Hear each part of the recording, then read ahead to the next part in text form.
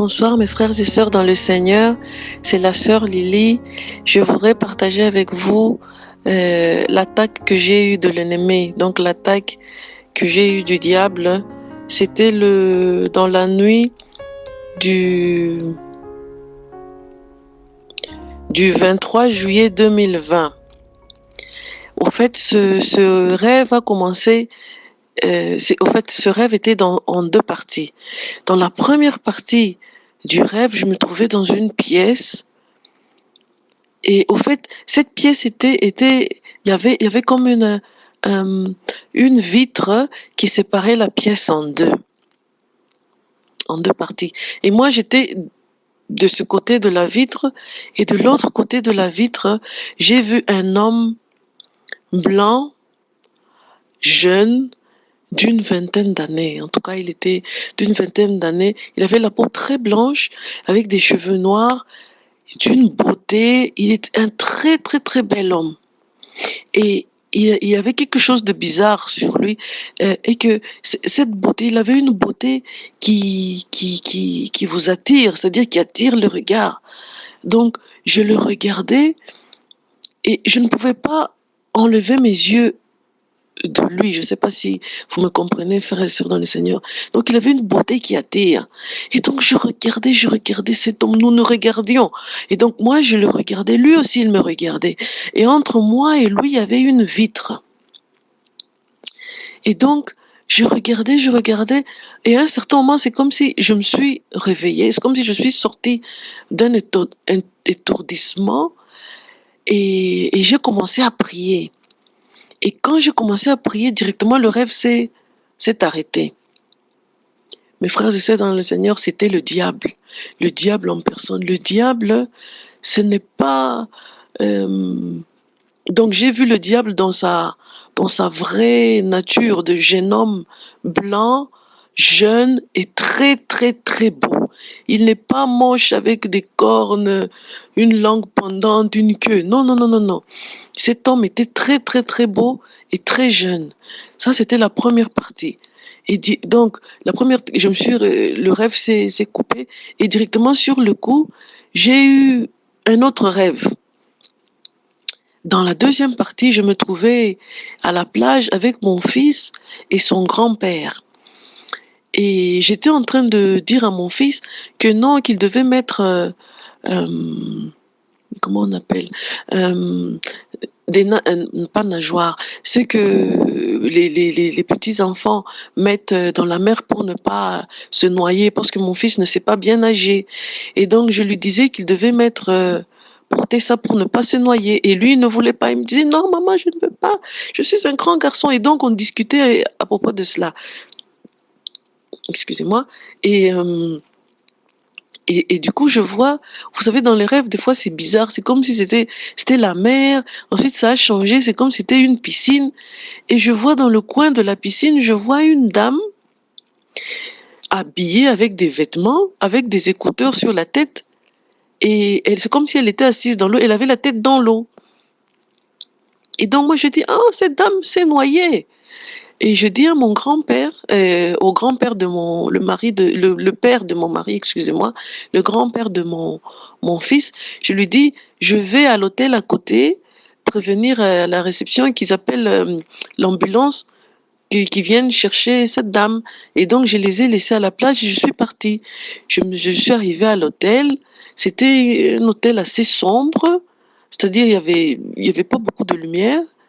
Je sais pas pourquoi. Et apparemment, dans le rêve, je connaissais le personnel de l'hôtel. Donc, je suis arrivée, je leur ai dit qu'il y avait une dame qui s'était noyée, qui devait appeler l'ambulance. Et je parlais un peu avec le personnel de l'hôtel. Et ensuite, je suis repartie. Dans mon rêve, je repartais vers la plage où j'avais laissé mon fils et mon beau-père. Mais c'est comme si le chemin avait changé. Donc, j'étais sur un chemin tortueux. Il y avait des... comment dire, ça montait, ça descendait, c'était comme si c'était dans la forêt, et il y avait des gens qui marchaient aussi, des gens que je ne connaissais pas, mais à côté de moi, il y avait des gens qui marchaient, qui parlaient tranquillement, Moi aussi, j'avançais. Et tout d'un coup, je me suis retrouvée seule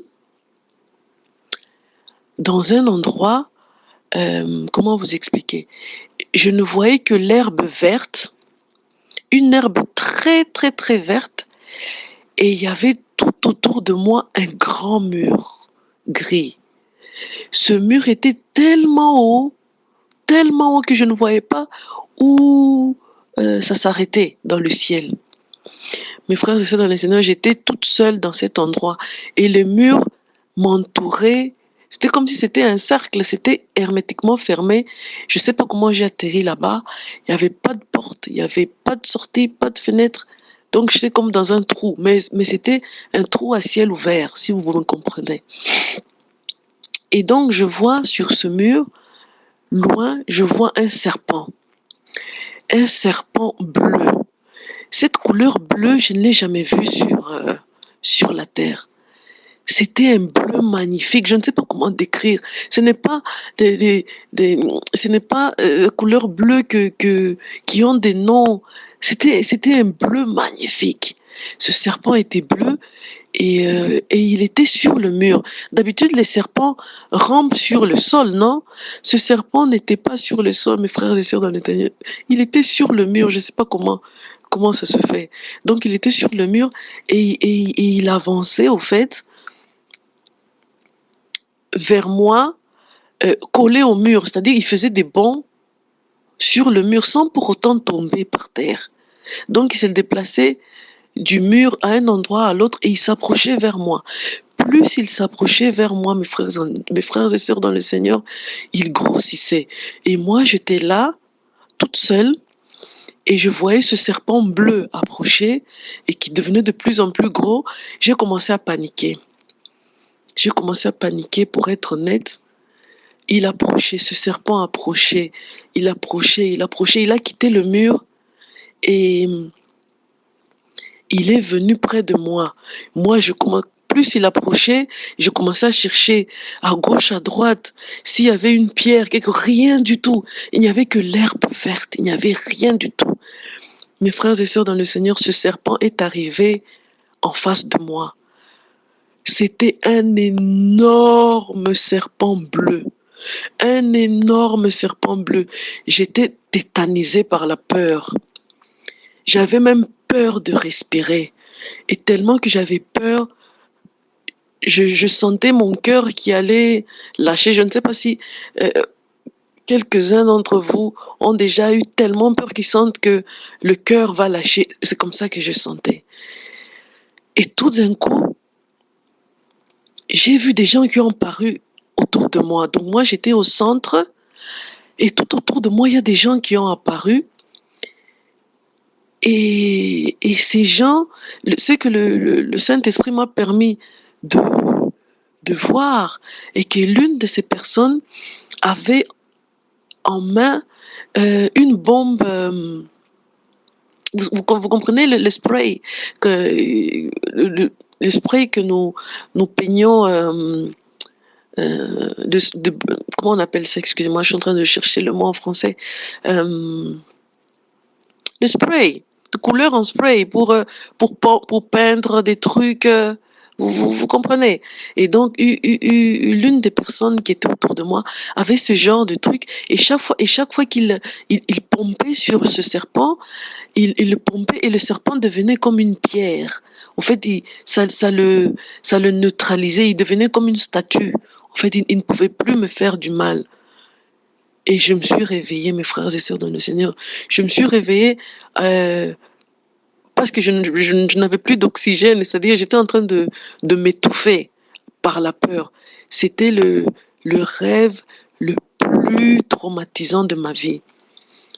Et directement, le Saint-Esprit m'a donné la connaissance que c'était le diable. En fait, j'ai vu le diable dans la première partie, c'était le diable dans sa vraie forme. Ce très bel homme, jeune homme que j'ai vu, c'était le diable. Et dans la deuxième partie, c'était également le diable qui m'avait attaqué. Comme on dit dans l'Apocalypse, qu'on l'appelle le serpent ancien. Donc c'était le diable qui m'a attaqué et, et Dieu a envoyé ses anges. Dieu sauve ses enfants, mes frères et sœurs dans le Seigneur. Dieu est bon, il est toujours là pour nous. Dans ce moment, j'avais tellement peur que j'allais mourir, mais Dieu a envoyé ses anges et ses anges ont neutralisé le serpent à ma place. Dieu soit loué. Alléluia, Dieu soit loué. Donc voilà, n'ayez pas peur, mes frères et sœurs dans le Seigneur. Dieu est là, Dieu nous protège, il ne nous abandonnera pas.